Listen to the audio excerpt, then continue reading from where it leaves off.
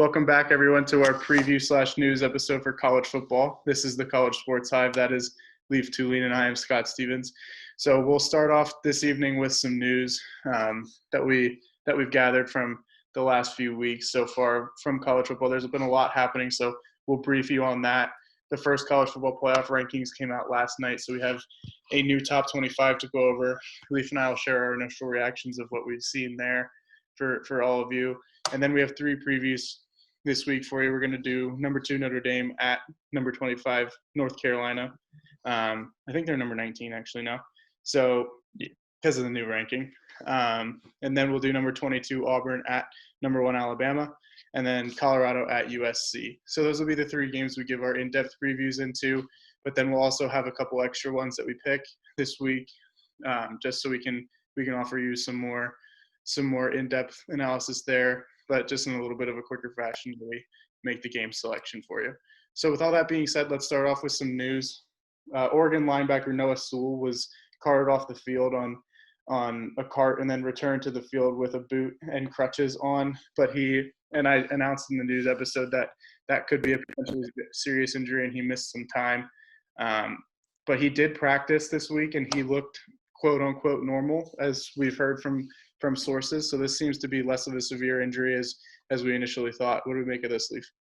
Well, I think it's great news because, one, you just want people to be healthy. And two, he's been the anchor of the defense, one of the more consistent players, even as a freshman after losing the talent that Oregon has lost via opt-out and people who went to the pros. So it's great news for Oregon and great news for the Pac-12, really, because I think Oregon's really the only team with a chance to make some noise in the Pac-12.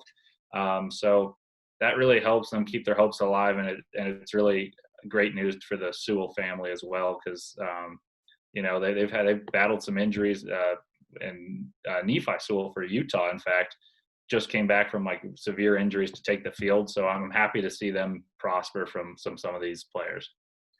Keeping it in the Pac-12, Utah head coach Kyle Whittingham announced that, barring a miracle, quote unquote, sophomore quarterback Cam Rising will miss the remainder of the season with a torn labrum. This came from a hit that he suffered in the first quarter there, which forced a fumble on the Utah 4-yard line, initially setting up USC for a touchdown. What do we make of this for Utah fans as to what's happening here with Cam Rising, and where does this put the program for the rest of the season? I think it's really discouraging because he outright won a battle against a guy who was a 3-year starter from an SEC school in Jake Bentley. And this was a year that he could learn and grow without consequence because he'd have the season back due to coronavirus and eligibility rules. So it really hurts that he doesn't get that season back. Effectively, he's still a sophomore, but he didn't get the experience of growing it. So it's just a second red shirt, effectively. And then obviously it sucks that when anyone gets injured, especially on a throwing shoulder, and I don't expect him to be back at all because a labrum is exactly what you use to throw a ball. So it's unfortunate for Utah and unfortunate for Cam. He's a nice guy, so I'm personally rooting for him. But I think Utah will still be in capable hands. As I said, Bentley started for 3 years in an SEC program. Absolutely. Let's swing down to the ACC and talk about Clemson head coach Dabo Swinney. Clemson's last game was scheduled for Florida State, and that was actually canceled due to a Clemson player testing positive for COVID-19. The Florida State program decided to not go on with this game, and then Dabo Swinney got onto the microphone a couple times this week with some pretty harsh comments about the Florida State program, saying that he didn't think their cancellation was anything to do with the COVID issue. He made a couple of remarks saying that Boston College had no problem coming to Clemson to play that game against them once Trevor Lawrence tested positive for COVID-19. So he thought it was, if we're all following the same rules and all of this, the game should have happened because they still had the correct number of players. It seemed to me like he thought Florida State was kind of chickening out by not playing that game against them. Do you think the same thing? Yeah, I think Dabo came off a little more callously than. I mean, maybe that was his intention. I just think it came off callously because he said, like, oh, Florida State's had 3 head coaches in 4 years. And he was unnecessarily harsh on that program when safety is the main concern, whether it was following the protocol, because like you mentioned, Boston College had the exact same experience and went down to Death Valley and played a game. And everything seemed fine. No positive tests from that game that we heard of. but I don't think it's a horrible thing to be concerned about your players. I just think that Clemson's using their brand name of saying, okay, well, they don't want to play us because they don't want to lose. And I thought that was a little callous, but I don't have an issue with him saying it because if he's going to talk the talk, I assume he's going to walk the walk.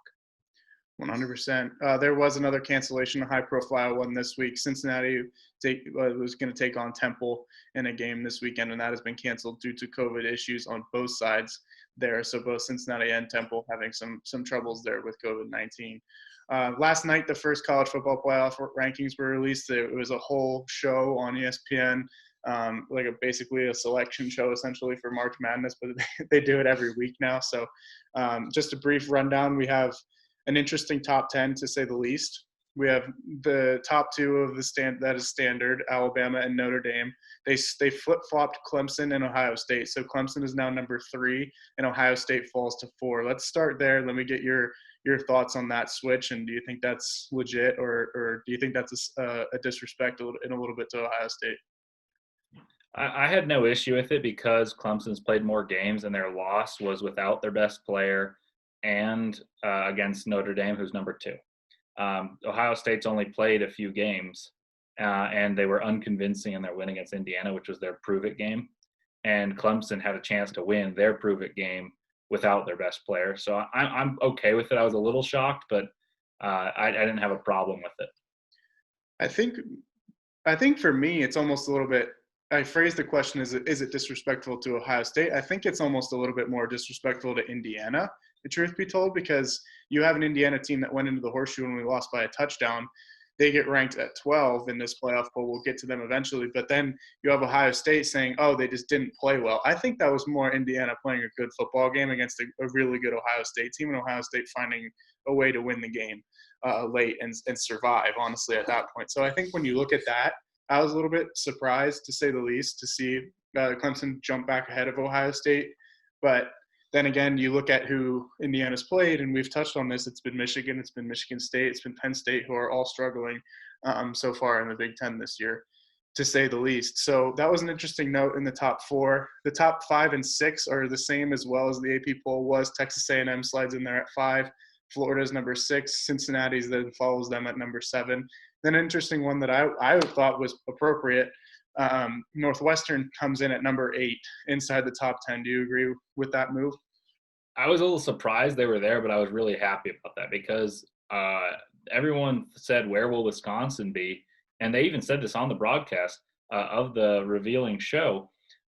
They said, well, everyone thought Wisconsin's, if they win, where are they going to be placed due to few games? Well, Northwestern's played more games and beat Wisconsin. So I thought that this was a really appropriate placement because they won convincingly too against what I still think is a quality Wisconsin team.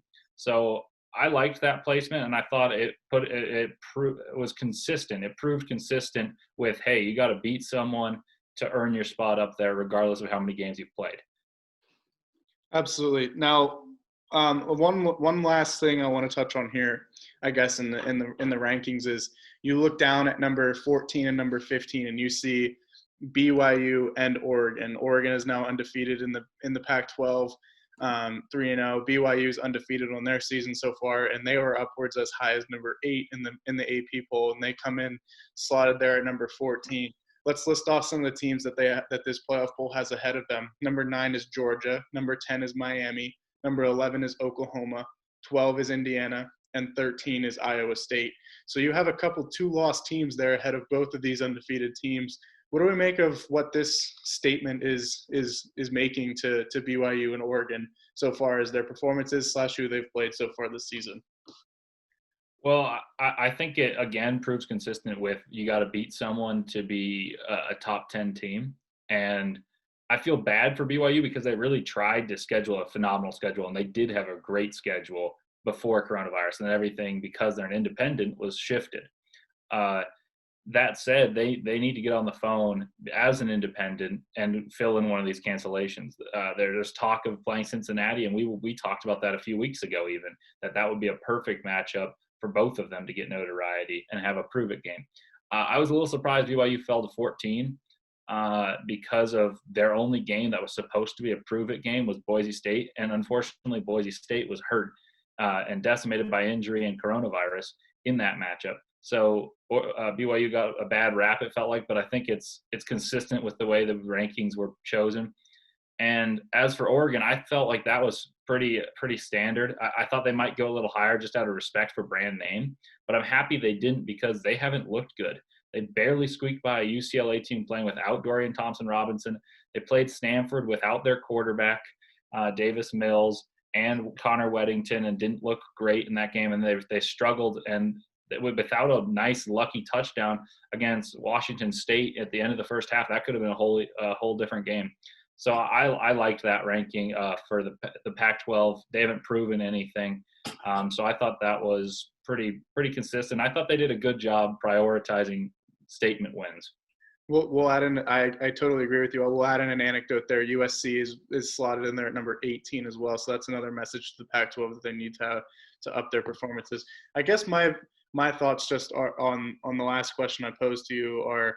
You look at who's ahead of them, and I see Georgia and I see Indiana. That I can hear reasonable explanations as to why they could be ahead of BYU and Oregon. But you look at Miami, Oklahoma, and Iowa State, and I think all three of those teams you could have put BYU ahead of. Personally, I think you could say that if you put Georgia and Indiana ahead of them, I think maybe number 11 sounds about right for BYU. Maybe, and you can even argue that they should be above Georgia or Indiana. So. I would definitely be upset if I was a BYU fan personally, but I do think it's very telling as to who have you played, what are your performances look like of the people that you've played, and they just don't have that schedule as of right now to be like even like Cincinnati does to say we're a top 10 team. So I just think that's kind of where that's all coming from. One last little anecdote on the news segment we have for you is Nick Saban has tested positive again for COVID-19. His first one was a false positive. So so he could potentially be out for the Iron Bowl depending on his next few days of testing because they do play Auburn this weekend. So that's a big note to add into that football game and can make that game a whole lot more interesting. Yeah, no, and I mean, you can overestimate a coach's presence because sometimes the team's superior, but in a rivalry game, I think coaching is of the utmost importance. And this is not only an ordinary rivalry game. This is the Iron Bowl, which is known for crazy things happening. And in a crazy year, I think this is a game where Nick Saban would be like, oh man, I do not want to miss this one. So hope he's doing well. I've heard it's mild symptoms, and I hope they're able to play that game. Absolutely. So with that being said, we'll move into our previews for the week. Our game of the week this week is number 2, Notre Dame, traveling to number 19, North Carolina. Notre Dame is 8-0 on the season after beating Clemson a few weeks back. North Carolina is 6-2. They've been up and down a little bit on the year so far. So they've had some good performances. They've had some bad performances. They have had some times where they haven't showed up in the big game. So that's a little bit worrisome as a North Carolina fan. That will take place in Chapel Hill, North Carolina. It's going to be on Friday. 11:27. We got my dog barking. Sorry about that, everyone. We go home and everything breaks loose. So that's all we can do. We'll hopefully be able to edit that part out. But anyway, where was I? Chapel Hill, North Carolina, Friday, 11:27. That's going to kick off at 3:30 Eastern time on ABC. Notre Dame's given a 71.3% chance to win the game at ESPN FBI. What do you make of that number? I think that's pretty fair. Yeah, I think I'm a little surprised it's not higher just because of who they've beaten and how North Carolina's been vulnerable. But I agree. I think it's fair that North Carolina's a dangerous team and it gives them a shot. Absolutely. All right, let's look at the Notre Dame side of things. You have Ian Book. We've touched on him. He's had some very good games in the last few. He's up to 1,818 yards in the season. He's got 11 touchdowns and 1 interception. Is it safe to say that he's going to have to be the leader again for this team to have them have another very good performance against a scary and sneaky good North Carolina team that can put up a lot of points? Yeah, I think he's got to provide some pressure for not pressure on him, obviously, but he needs to make North Carolina feel like they have to get stops because they can't just beat them with offense. And Ian Book's the key to that. They can run. Kyron Williams and the offensive line are going to do their thing. One quick note is 2 offensive linemen for Notre Dame are out. And we don't know exactly why. I don't think it's coronavirus related. I think it's undisclosed injuries. So one's questionable and one is out. And I would say that Ian Book needs to be a presence in this game. And then Ben Skoranek, we haven't mentioned him, but he's been the red zone presence. I think he needs to have another commanding game where he does things and commands the defense's respect, and opening up the running game with his vertical presence and red zone presence in particular. For sure. Let's flip the script a little bit and talk some North Carolina. We've touched on Notre Dame quite a lot in our show so far. In these preview episodes, let's talk North Carolina. Sam Howell is their quarterback. He's 168 of 248 so far in the season. He's thrown for 2,631 yards, 23 touchdowns, and 6 interceptions. He also has 3 rushing touchdowns to add to that. He can be a little bit dynamic with his legs and hard to secure in the backfield. So let's talk Sam Howell. What do we think he needs to do, and what performance do we think he needs to have to make this game consistent and close? Is what I meant. Yeah, first and foremost, they need to take care of the ball against Notre Dame. Notre Dame typically is good at taking care of the ball and will dominate time of possession. So when you play a team like that, you can't afford them extra possessions. So I think first and foremost, he needs to just take care of the ball, even if that means fewer passing yards, which we obviously see he's dynamic with 23 touchdowns and all those attempts. North Carolina needs to be able to run the ball and throw the ball consistently, be balanced. And then Sam Howell needs to make some plays with his legs, because Notre Dame likes to spy with Jeremiah Koromoa Owosu. I might have messed that up. But anyway, he's a phenomenal linebacker, and they need to get some plays that are unconventional, not just churning out a few yards. They need some chunk plays, and they just have to take care of the ball and at least try to be close to even in terms of time of possession, because you don't beat Notre Dame if you're getting dominated in time of possession. For sure. And I think another huge part of this game is North Carolina has played the majority of their games from behind so far this season. I don't think they like to fall behind early, but that's been the trend that they've suffered is slow starts on offense, and they get behind the scorer, and they have to fight uphill. And sometimes, and I think two of their losses so far this year has just been they haven't been able to come back and win the game.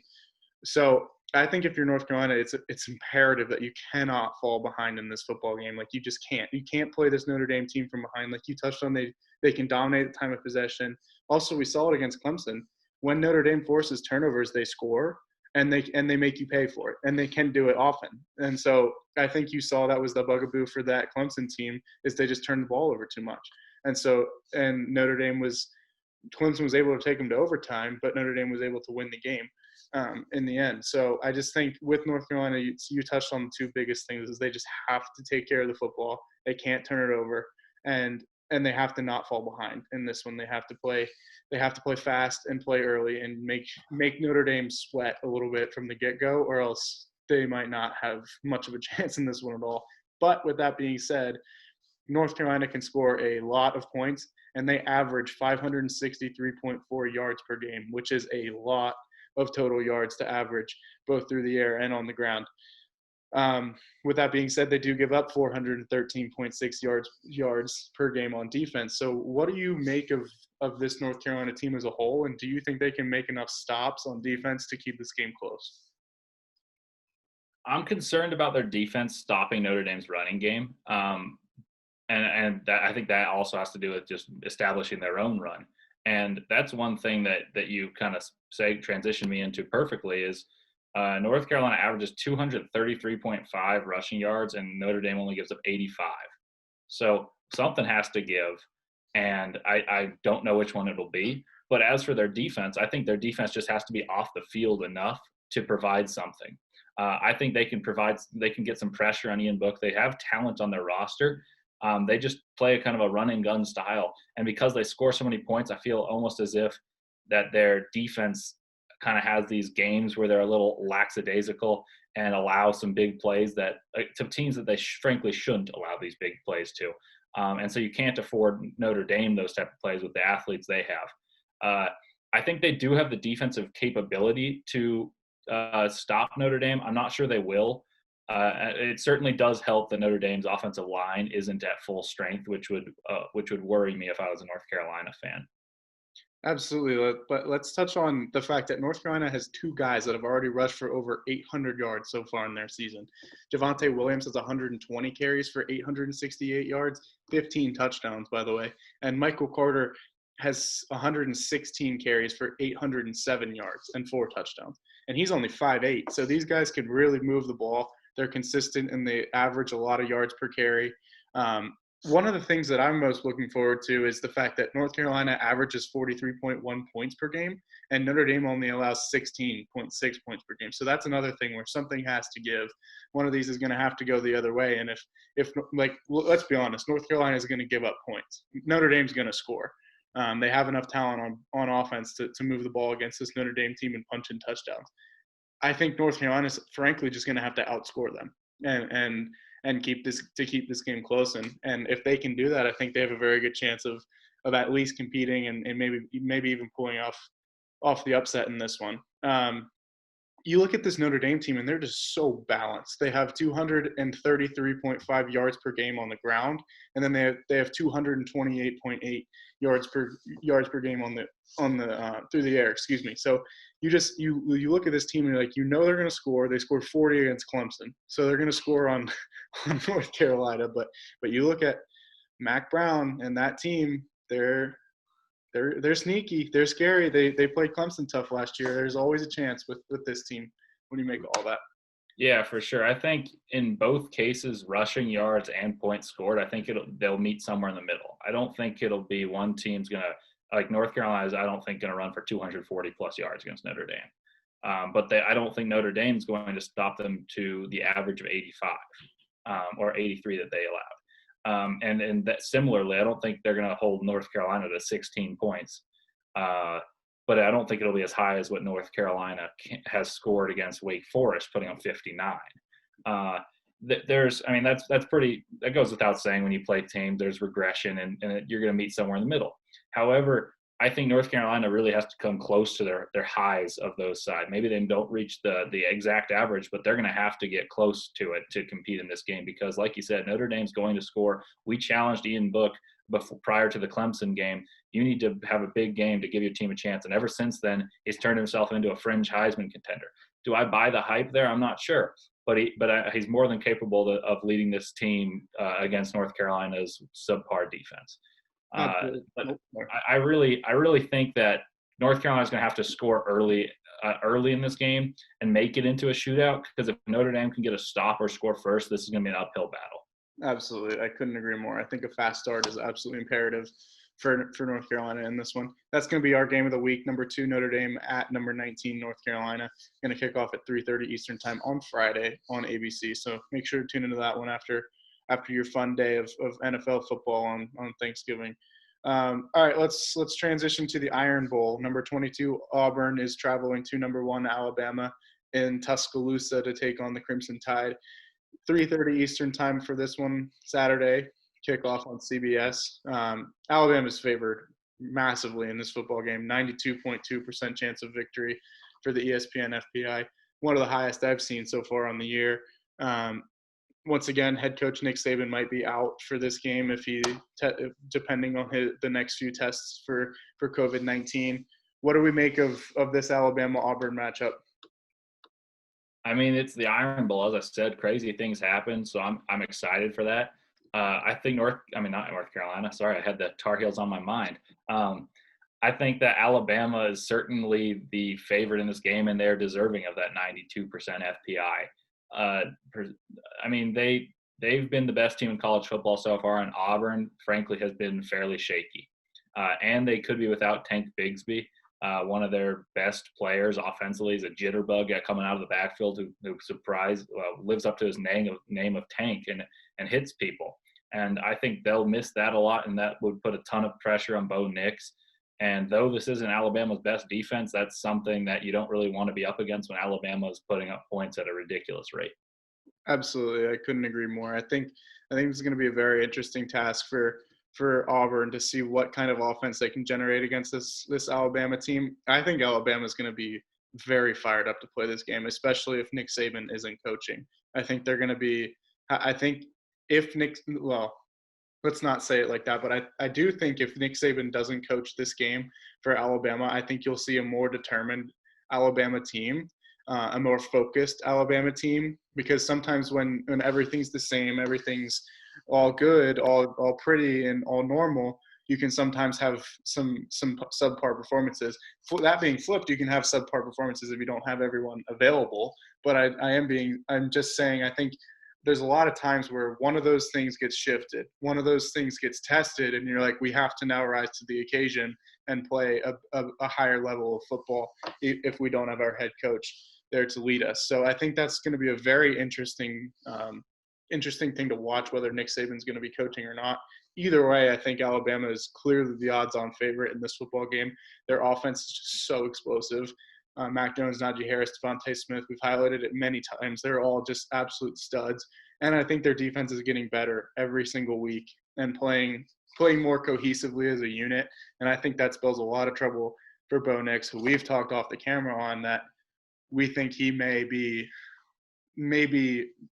it's not just underperforming. He might have just already hit his ceiling, and now he can't go any higher than he already has in his first game against Oregon. Yeah, I mean, I think it was unfair, the expectations. He was kind of seen as the second coming of Cam Newton, and that was a Heisman winner and number 1 overall draft pick, and that's just not fair to put on a kid. And in the SEC, those type of expectations get you fired up defenses with phenomenal athletes and great coaches, and that usually doesn't spell success. And they also, I don't think the coaching necessarily has been conducive to him. They ask him to do too much with his arm, when sometimes they could use his legs, pick up 7 yards rather than try to throw across the body. And I'm not sure if that's really playmaking or the coaching staff putting him into some weird scenarios, because I've seen both. They also have great running game and really good athletes, Anthony Schwartz, Seth Williams, Tank Bigsby, Sean Shivers, and none of them seem to have these constant impacts. You see big plays out of them, but in a game like Alabama, if they want to compete and keep this from being a blowout even, they need to have consistent input in this game and be able to move the ball, because Alabama's going to. Absolutely. I couldn't agree more. Do we think that Auburn's defense is going to make even the slightest number of plays to slow down this Alabama offense and keep their team in the game, at least for a portion of it? Or do you think we're just going to see Alabama be able to run and gun and score willy-nilly on whenever possession they want to, and then Auburn just have to play catch up and pretty much be perfect on the offensive side of the ball? I think because it's a rivalry game, they have a chance of making some big plays. Sometimes all the energy can lead to better plays from the defense than the offense. And I think it will make Mac Jones maybe less decisive, maybe less clinical. But that said, I don't think they'll have the firepower to stop them. They lost Derek Brown, who was the defensive anchor, as well as Marlon Davidson, who was another defensive stud up front. And I don't think they have the talent on their roster this year frankly to match up with Alabama's offensive line, Najee Harris. And I don't think they have anyone that's going to be close to covering Devontae Smith. They also lost a first-round corner, Noah Ibenegamy. I think I got his name right there, but I could be wrong. Apologies to Auburn fans if you're out there. But no, I don't think you guys have the personnel to stop Alabama, and I don't really think there are many teams that do. But I think the only chance is really firing up the rivalry and saying, hey, this is your rival, come out and win. And I think that could happen for a half, but I don't think they have a full game's worth of preparation to play Alabama. I think that's fair. It is also very telling that not very telling. It's in Tuscaloosa. It is the SEC. There's going to be fans. Maybe if it was in Auburn and they have a semi-capacity crowd and you get your defense a little bit more fired up to make some plays, but you're not going to have that energy. You're going to have the energy in the opposite way for Alabama's defense to know that this is the rivalry game and to come out strong. And I think you're going to see a much better performance from the Alabama defense than we have thus far on the season, and shut down Bo Nix and company for Auburn. That game's going to kick off at 3:30 Eastern on CBS. That is number 22 Auburn traveling to number 1 Alabama. For you there on Saturday, unranked Colorado. They are 2-0 though on their season so far. Is traveling to number 18 USC, 3-0 on the year. This is going to be on Saturday as well, 3:30 Eastern time on ABC.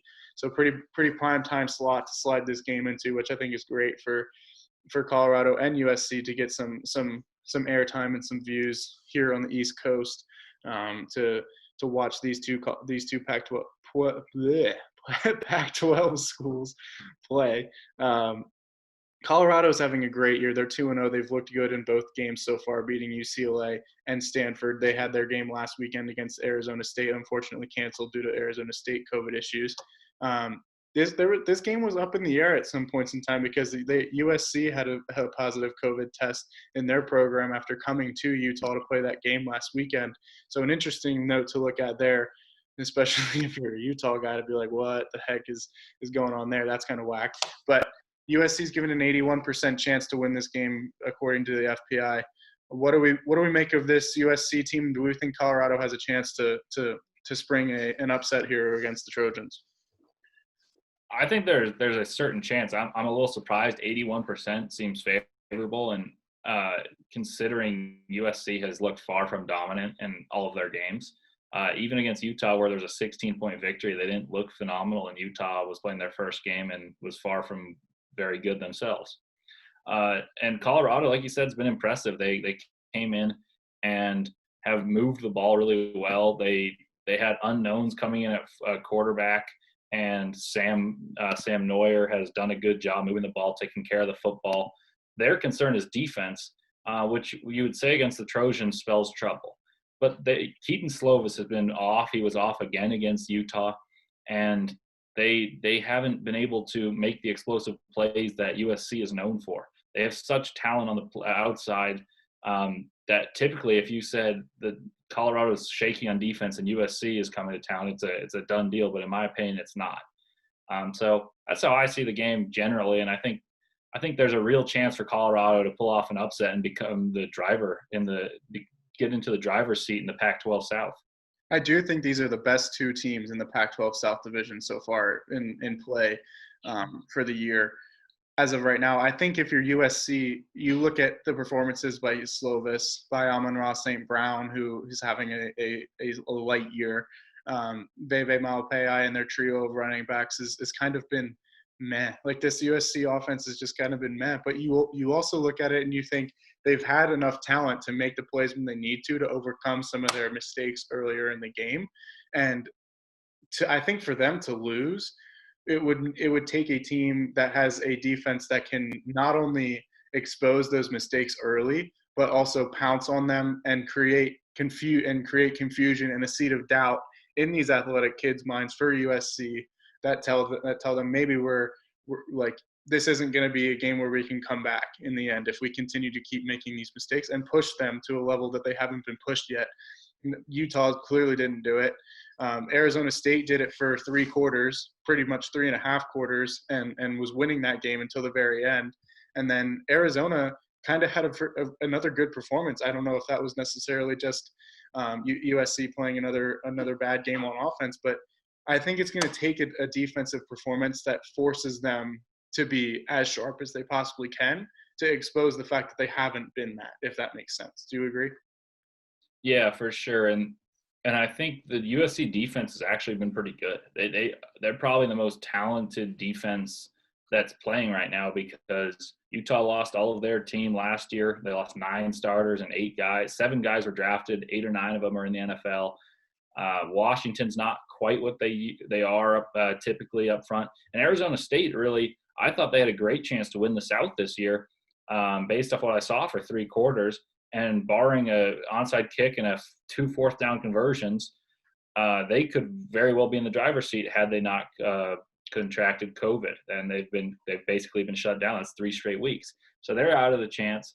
But that said, USC, it's an interesting combination of underperformance from people that you expect great performances from, and then clutch performances when they need it. So you wonder if they'll put that together. But that also gives me hope if I'm Colorado, because Colorado has been electric on offense. They've gotten the big plays when they want it. They've ran the ball extremely well.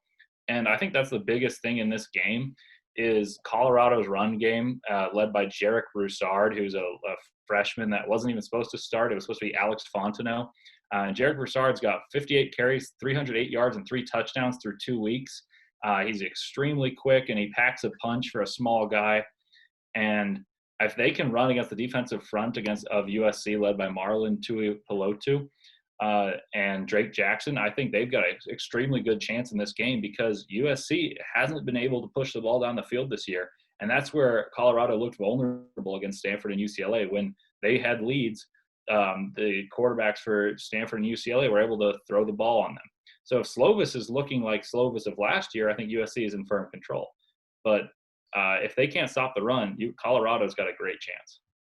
Absolutely. That's going to be at 3:30 Eastern time on Saturday for you. Colorado unranked, traveling to number 18 USC, kind of the Pac-12 South elimination game for both of these teams. That's going to be a good one there on ABC for sure to tune into. For people that don't often see good Pac-12 matchups, it's going to be one you want to tune into. All right, let's move on to our pick segment for this week. We're back, and I'm a game down, but that's a minor setback for a major comeback for sure this week. I got you. I hate to say it, but I think it's 2 based off our recount. Oh yeah, for sure. Sorry, it's been so crazy, so hectic. It is 2. You're absolutely right. I just had it ingrained in my mind. I want it to be 1 so bad, but you may well have me this week. I haven't made up my mind on some of these picks. We'll see what happens. It's going to be one that we didn't preview just for lack of time, is number 13 Iowa State traveling to number 17 Texas. That's going to be on Friday to start off your college football weekend early at noon Eastern time on ABC. Going to be a tremendous game here. Brock Purdy and Iowa State traveling to take on Sam Ellingworth in that Texas offense. What do we make of this game, and who are you picking in it? Man, this is a really tough one, because Texas has all the athletes and all the talent to win this game. And I liked what I've seen from Iowa State. I was frankly surprised they ended up 13 in the college football playoff poll. Breece Hall and Brock Purdy are one of the more underrated duos, I guess you could say, as Breece Hall is the running back and Brock Purdy the quarterback. I like the Hawkeye team, but I'm going to bank on some talent. I'm going to go with Texas. They're at home. They do have fans there, and they've shown they can play big games. So I'm going to go with Texas, but I'm certainly nervous about that one based off what I've seen from the Iowa State team that's been solid. Yeah, I'm going to actually go Iowa State in this one, and I do love Brock Purdy at quarterback. Sam Ehlinger is a great player, and I do think that Texas has a ton of talent on offense as well as they do on defense. But I just think Iowa State's defense is going to be the difference in this game. They've surprised me the most, I think, out of any of the teams in the Big 12. I think it's currently why they are leading the division. They're leading everyone so far right now in the Big 12. They're the number 1 seed heading towards the Big 12 championship game. So I know they've lost a couple sloppy games. But Iowa State always has that extra giddy up that they can get to for these big games. And I think Brock Purdy has been in enough and is tested enough to lead that offense to make enough plays while their defense supplements that and plays a good game against Texas. So I'm going to go Iowa State in that one. But I do think Texas is one of those scary teams that if they show up with their full potential and with their heads screwed on right, they could beat just about anyone. So we'll see what happens there. That's a super fun one to start off the college football weekend there on Friday, noon Eastern time on ABC. Kind of a very interesting matchup to move on to. This is one of the matchups that you can't not talk about in the Big Ten. 0-5 Penn State traveling to 2-3 Michigan Saturday. 11/28, that is the date, I'm sorry, at noon Eastern time on ABC. So what do we make of this game, and who are you picking in it? This is a really hard game to pick because there's talent on both sides of the ball for both teams, but it hasn't shown up. I'm going to go with Michigan because I think that Cade McNamara at quarterback provides more ball security. I think they have to realize that they need to run the ball a little more, as we've talked about in this on this show. I'm going to go with Michigan, but it's one I would not feel confident in, and I don't recommend betting on this game. I mean, Penn State has to win at some point, right? I think it's just Exactly. That's what worries me. If they put it together, they're more than talented enough. I think it's just very, very, very telling that they haven't been able to make those performances happen so far. But again, this Michigan team is reeling, man. You look at it, for everyone like watching. The reason we're picking this game is these are supposed to be two of the best teams in the Big Ten East Division to challenge Ohio State for that slot for the chance to play for the Big Ten title. And it's just not been the case this year. Some things have gone wrong on both sides of the game. Pat Fryermuth for Penn State, their star tight end, has actually opted out for the remainder of the season, so he's no longer on that offense. But with all that being said, Penn State has to win at least one game this year, and why not do it at the Big House? I'm going to go Penn State in this one, and to get their first win of the season, to knock off a Michigan team that's now starting their backup quarterback. And just because you said that is going to make me go with Penn State, and hopefully Sean Clifford there can figure something out and get the Nittany Lions on the board in that kind of laugher of a game there on ABC. All right, let's go to the Iron Bowl. We previewed this one. Number 22 Auburn traveling to number 1 Alabama, 3:30 Eastern on CBS. Who you got in this one? I'm going with the 8% with Auburn. No, I'm kidding. I'm going Alabama. Alabama is a lot better than Auburn this year. I think there's a chance it's close to the beginning. I don't think it will be at the end. I'm thinking 2 or 3 touchdowns. So I'm going Bama. I'm kind of rooting for Auburn, though. I want some chaos in the college football playoff, and this would certainly provide that. This would definitely do that, but I don't think it's going to happen. I'm going to go Alabama big in this one. Mac Jones, Najee Harris, and Devontae Smith. You don't get a better trio than that in any college football team in the country so far. They just have way too much offense for this Auburn defense to try and slow down. And I don't think Auburn is going to be able to keep them off the field, quite frankly, long enough to make this game very, very close. I'm going to go Alabama big here. I think it's going to be closer to like 28 deficit, maybe even a little bit bigger. So I think Alabama might have to start calling off the dogs at some point in this one. I'm going Bama for sure to beat Auburn. All right, an interesting one is number 8 Northwestern, coming off probably their biggest win of the season so far against Wisconsin. They're traveling to Michigan State, who's been up and down on their year, but is a brand name in the Big Ten. Do we see any sort of letdown after their big win for Northwestern in this one? I think it'll be a close game, but I've still got Northwestern. I think they're consistent. They run the ball well. They didn't last week, but they still were able to come up with win. They've got really good linebackers. They'll make it hard for Michigan State, and so I'm sticking with Northwestern. I think they are super committed that they've got their best chance to make a real statement and a name for themselves in the recent memory. So I'm rolling with Pat Fitzgerald and Northwestern. Yeah, I'm going to take Northwestern as well for that exact reason that you just said. I think Pat Fitzgerald has been around this business long enough to know that these kind of mental slip-ups can't happen, and he'll get his team ready to go and take on this up-and-down Michigan State team there in East Lansing. All right, Colorado at number 18, USC. Who you got in this one? Ooh, this is the tough one. I really, really want Colorado to win because USC has not played well and they're still 18th. And I feel like Colorado's played better, but they've only played 2 games against not very good football teams so far. I'm going to go with USC because I think that at some point Slovis is going to start regressing to the mean, which is not backwards, it's forwards in this case. And I think that USC's defensive front and especially their safeties. Marlon Tuipulotu as a defensive tackle I mentioned, but also they've got a safety named Talanoa Hafunga, who's got 24 tackles in 3 games from the safety spot, 2 interceptions and a forced fumble. He's a playmaker. I expect him to have some big time plays in this game and make a difference. So I'm gonna go with USC, but I'm kind of rooting for the Buffaloes. I'm going to go Colorado, actually. I think USC's just been too shaky up and down to really trust in this game. When I said they're going to need a defense I think if you're going to see a USC loss, the Colorado defense is quite frankly going to have to test them in ways that they haven't been tested so far to not allow just their talent to show through and to make the plays that they need to late in the game.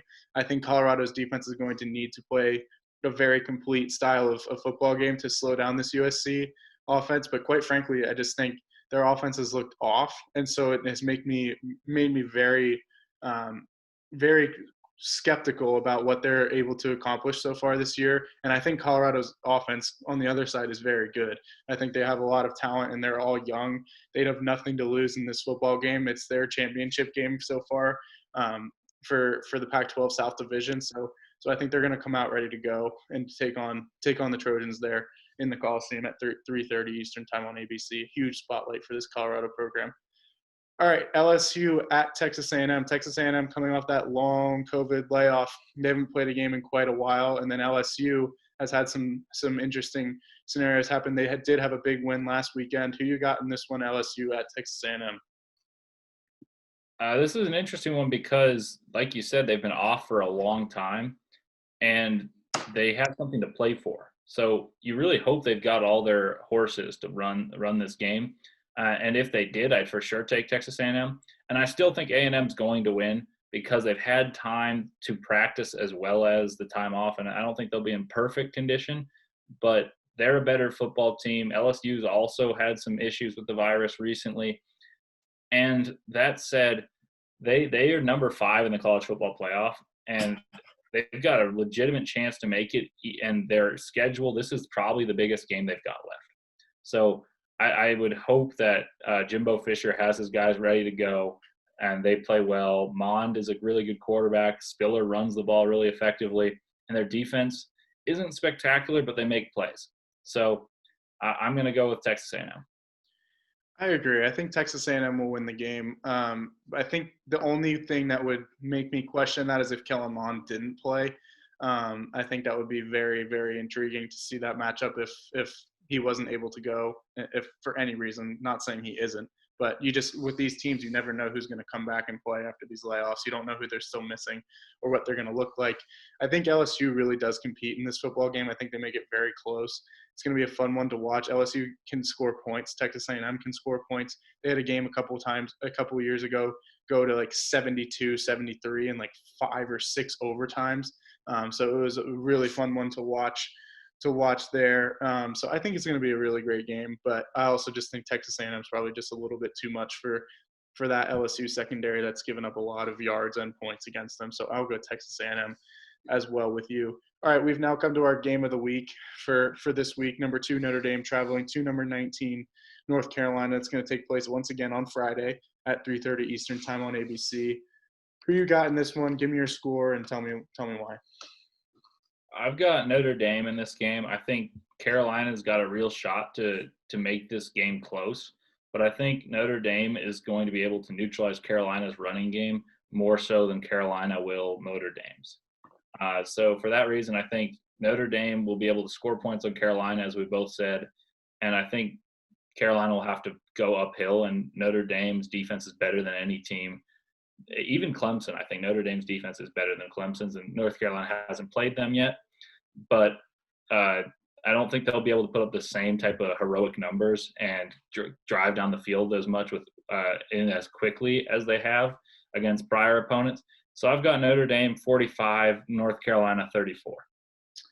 I like that pick. I like that pick a lot. I think I just don't really quite see Notre Dame scoring 45 points in this one, and I do see. For some reason, it just clicks into my brain that I see North Carolina being able to put up 40 points against Notre Dame. With that being said, I do have North Carolina written down on the paper that I'm picking, and I'm going to stick with that. I think North Carolina can do what they need to win this football game. I think with Sam Howell and those 2 running backs, they're extremely balanced on offense. They don't have to just run the ball for an excessive amount. They can, and they have been able to on everyone so far. But with that being said, they're prolific through the air as well. Howell's thrown for 23 touchdowns. I think they're able to score points on anybody. So to say that they're not going to be able to score on Notre Dame is questionable. It's whether or not they're going to have to score late and often to come back in this game to win against the Notre Dame team. If they can keep up and make this a shootout, I like I like North Carolina's chances over Notre Dame in that scheme of things. Compared to the explosiveness of the offenses. With that being said, if Notre Dame's able to get some stops early and slow down this North Carolina team, it's going to be game over. So I'm going to make that pick with that little added in asterisk. I do think I've always gone by the status quo of good offense beats good defense. So far in this day and age of college football, I'm going to go back to that because I made the other pick the last time and it didn't go well for me. So yeah, I'm gonna go North Carolina in this one, and a fun one to open up our college football weekend there on ABC. Yeah, no, I think it's a good pick. I can see the upset happening.